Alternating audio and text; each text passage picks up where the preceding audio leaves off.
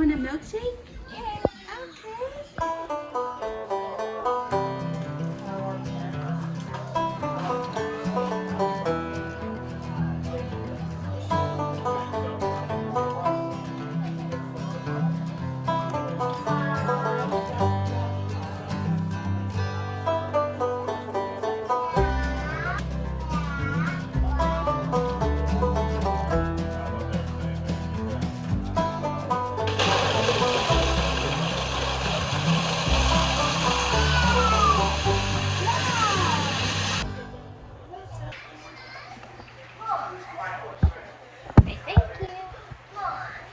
Or not.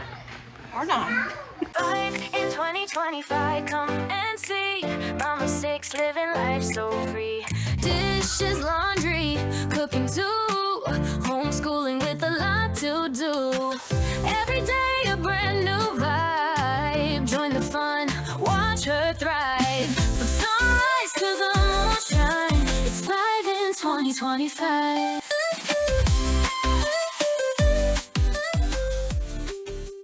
All right, we got somebody out working on the side of our house right now, which is a wonderful thing, and super cheap too. Keith was like, so how much? And he said $100.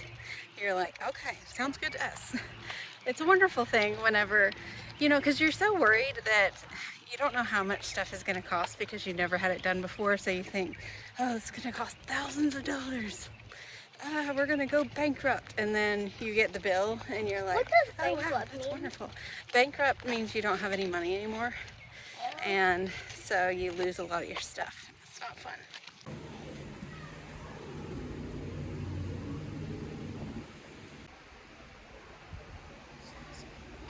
So for those of you who don't know, I have 4 boys and 2 girls, and there is a very big expanse of years where Abigail was the only girl, and it began to upset her, and I would just continually tell her, you know, just pray that God would give you a baby sister, and he finally did. Number 6 was a girl, and we were all super excited. It's just a wonderful thing. Like when God answers your prayer and it's something that you have been praying for a long time and you never gave up on, but you just kept praying, and then he answered it in the way that you really, really wanted him to. It's just such a beautiful thing. And especially when you're a kid, because it just kind of shows you at an early age that God does answer our prayers. Not always in the way that we want him to, but sometimes he does. He's a good father, and he gives us good gifts. And sometimes those things that we really desire that aren't that important or aren't necessarily necessary, he still wants to give it to us.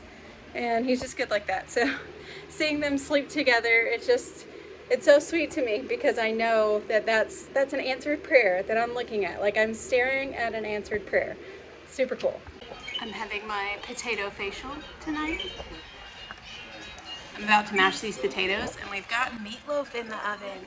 I haven't made meatloaf in like a month or 2, I feel like, but it's a big one too, because I wanted to make a big one so we'd have plenty of leftovers to munch on the rest of this weekend. But I'm excited because I haven't made it in a while. It's always a big hit with my family, which is crazy. So I always, growing up, thought that meatloaf was disgusting, because you see all the movies where like that's what the cafeteria is serving, and it's basically like this ginormous hunk of meat, I guess, looking substance, and it didn't look appetizing. Well, then I married Keith, and he taught me how to make it, because I don't remember my mama ever making it. Mom, did you ever make meatloaf?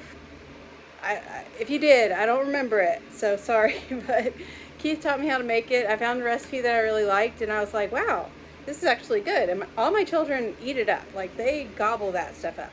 So if you've never made meatloaf, or you're scared of meatloaf because of how the movies have done it wrong, don't be. Just don't be.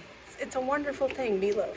That meatloaf is just such a great creation in this world.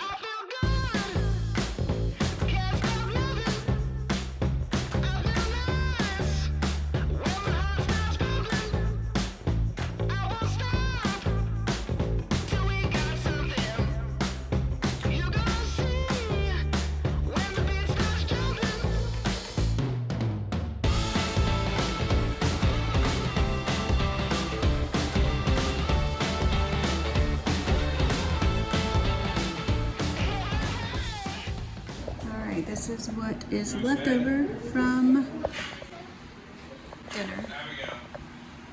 It was tasty.